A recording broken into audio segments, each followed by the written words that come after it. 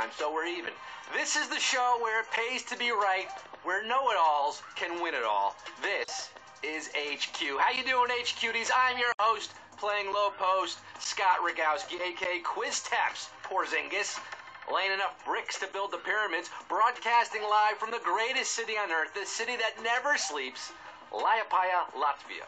Presiding over all 1 million of you, including K. Michael, Katie Wallace, Kelly Tracy, and the Georgia Tech RHA, I don't know what that is, Swaggy Maggie, and Maya and Jesse Stein. I hope you're all well tonight. If you're joining us for the first time here, let me tell you how it works. I ask 12 questions. You have 10 seconds to answer the question. If you get that right, you move on. If you get them all right, all 12, you win or split our cash prize. And tonight's prize, you're not going to believe this, folks. It's 2,500 Devin Nunez's, 2,500 Daryl Ice's, 2,500 buckaroos. With that kind of money, you could buy 100 monkeys and 100 typewriters, and then you have a room full of monkeys and a room full of typewriters. So, I don't know why you'd want to do that. There are mosquitoes on the river. Fish are rising up like birds. It's been hot for 7 weeks now. Too hot to even speak now. Did you hear what I just heard? I heard it's time to quiz with me and get some money. Let's get down to the nitty-gritty, baby. Let's get this show on the road. Numero uno. Froyo is short for what? Frolicking yokels, frozen yogurt, or frog yoga? Fro-yo-yo. And if you don't yo, now you fro, yo. This question comes with a free topping, which is good. If you picked frozen yogurt, that's good. If you didn't, that's bad. But you can come back and play tomorrow. That's good. But tomorrow's game is cursed. That's bad. 1,125,594 of you are enjoying the fruits of your labor, your frozen yogurt labor, fruits. Did you add toppings? Did you put some mango on there? Maybe some sliced banana? Maybe some blueberry? Maybe the mochi? Q2. In Shakespeare's play Julius Caesar, what phrase does the titular character say to Brutus? A2 Brute, use my HQ code, or seize you later? Julius Caesar, the titular character. Brutus was the second worst kind of friend, the backstabbing kind. The worst, of course, being the kind of person who doesn't use your code when they sign up for HQ. A2 Brute? A2 HQ? 930,728 surviving this savage assassination attempt here. The rest of you, A2 HQ,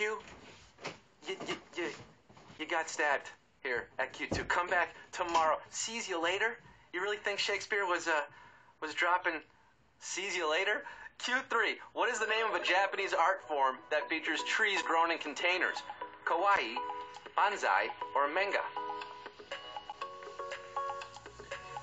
Those are your options. One is the answer. Bonsai! It's not just the word you shout when having underage drinks with karate sensei, Mr. Miyagi. No, it's also the Japanese term for the cultivation of tiny trees. Miniature trees, 880,699 of you knew it. Manga is Japanese. Comic books, kawaii means super cute. So we got 43,000 of you getting clipped here. Wax on, wax off. You're out. The rest of you are going to make it because you have strong root. That's a Karate Kid 3 reference. Very few people have seen that one. Q4. What college football team's chant is also likely to be heard on a farm? Arkansas Razorbacks, Ole Miss Rebels, or Penn State Lions?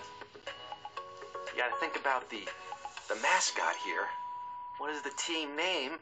Do you know what these are? A lion, a rebel, a razorback? Calling all hogs, calling all hogs. Woo, pig suey. That's a pig call. And Razorbacks are wild boars. They're pigs. Arkansas Razorbacks is your answer. Wild boars is. We have 417,807 saying, woo, pig suey. But we just lost over 400,000 there. Half of you are out. Brutal question. That's the kind of question you get here on HQ.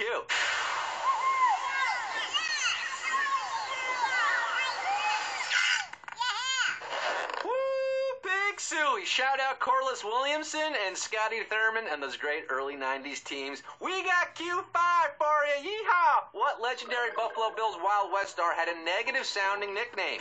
Annie Oakley, May Lily, or Martha Jane Canary?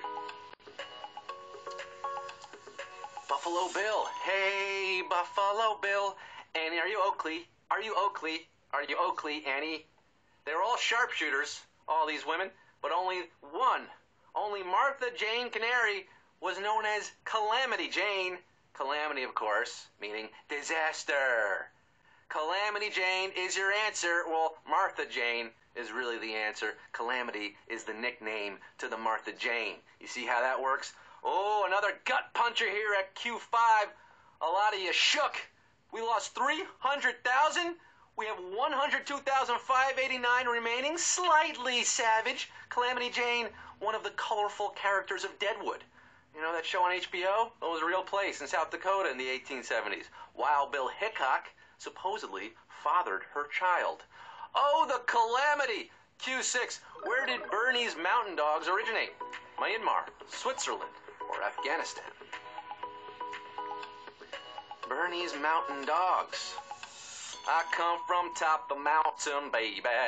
This very good doggo is also a very big doggo. Bernese mountain dogs can weigh up to 120 pounds. It's a lot of luggage to schlep up the Swiss Alps, which these dogs originally did. That's where they're from. Switzerland, yes. Named for the de facto capital of Switzerland, Bern. Have you heard of Bern, Switzerland? Bern, Bernese mountain dogs. You see how that works? 71,475 of you barking up the right tree tonight. Straight cheesing with your Swiss cheese. The rest of you Swissing and missing. Q7, which fashion designer is grandmother to a literal princess? Diane von Furstenberg, Ray and Vivian Westwood. I'm going to say Ray Kawakubo. That's what I'm going to say. Ray Kawakubo, Vivian Westwood. Vivian Westworld. Wouldn't that be something? A Westworld mashup? No, those aren't the answers. Before she met Barry Diller, Diane von Furstenberg was von Furst married to Prince Egon von Furstenberg of the German Furstenbergs. Even though Diane didn't get to keep the title, her children and granddaughter Talita did. She is your answer. 44,888 of you. 808s and heartaches. You guys are playing for a princely sum tonight. If you get all the way, we had over $1 million to start. We're down to less than 50K. Question 8, not counting the UK, what European country has the busiest airport? Germany, France, or Spain? So leave the UK out of it. London's Heathrow, of course, remains the king of Europe in terms of total passengers, but right behind it is France's Charles de Gaulle. Charles de Gaulle, huh? 20,218 of you booking flights to Q9, going par avion. Who'd have figured Paris is a popular vacation destination? I don't see any reason to go. You can get crepes at the food court, at the mall these days. Why go to Montmartre? You don't need that. 20,218 of you climbing that Eiffel Tower, that giant Knex statue. Hey, what's so special about that? Q9, which film features the same kind of talking animal as the Old Testament book Numbers? The Lion King, Finding Nemo, or Shrek? Numbers? Do you have this quiz's number tonight? Do ya? The Book of Numbers, my favorite book, contains the story of a man named Balaam, whose animal talks to him with the help of the Lord. That animal is a donkey. Shrek much? Oh, savage question. Savage question here at Q9.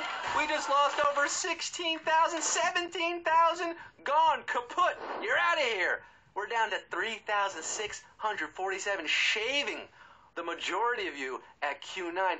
By the way, that donkey, if you read the book, and I've read it many times, that donkey just keeps talking, won't shut up about Bitcoin. Weird donkey. Q10, which of these posts was Constance Baker Motley not the first African-American woman to hold? New York State Senator, U.S. House Representative, or federal judge? So she held 2 of these, but one she didn't. Which one is it? Constance Baker Motley. This is your Black History Month knowledge we're dropping here. Constance Baker Motley went to Albany, capital New York, in 1964 as the state senator. 2 years later, she was appointed to the U.S. District Court for the Southern District of New York by LBJ. That's a federal judgeship. Yeah, the U.S. House of Representatives, however, that was not a first for Baker. No, Shirley Chisholm became the first in 1968, and we lost a whole heck of a lot more of you there, down to just 1375. Bailiff, get him out of here. I find the rest of you in contempt of this quiz. You came close. In all seriousness, you came close tonight. I respect you, but you didn't make it all the way. We have 2 more questions. This is it. The penultimate question, Q11. In which country is GeoCities still up and running? Canada, Japan, or Australia? GeoCities, the good old days of the internet. Yes, the web hostess with the mostess, GeoCities, is still big in Japan. While the rest of us have to look elsewhere on the net for our Buffy the Vampire Slayer fan pages, 641 of you got it right. The rest of you getting a 404 error, not found here at Q11. So close, but no e-sig. Q12 is around the corner here. It's downloading. It's buffering because, you know, you're on dial-up, GeoCities. Q12, this is it, folks. The final question. It all boils down to this. Stay with me. 644 players, $2,500. Who's going to be stacking those chips, cashing out tonight? Q12, before the lyrics are sung, how many finger snaps are heard in the Addams Family theme song? 12 snaps, 6 snaps, or 8 snaps? Ba-da-da-dum. Ba-da-da-dum. Ba-da-da-dum. Ba-da-da-dum. Ba-da-da-dum. Bum, bum. They're creepy and they're kooky, mysterious and spooky. They're all together HQky, the Addams Family. There are 6 sets of snaps in that main melody there. Da-da-da-da. 3 times, right? But that completely repeats itself before the lyrics come in, giving us 12 distinct snaps. 12 is your answer, and 103 are our winners. Yeah, baby!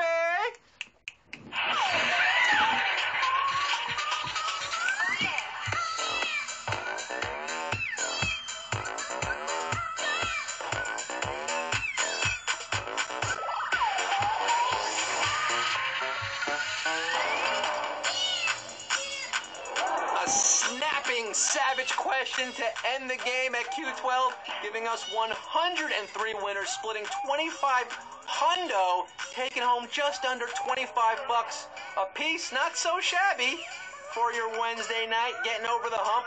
$24.27 to Stackler, stacking those fat stacks of cash. Samib, or Sam IB, Adam Bongo, Ongo Bongo, Oingo Boingo, ML Fink, Jay Yerkowicz, Range 23, Red Sox 6992, Noma, and a whole lot more. Yeah, that's our game, folks. Thanks for playing HQ.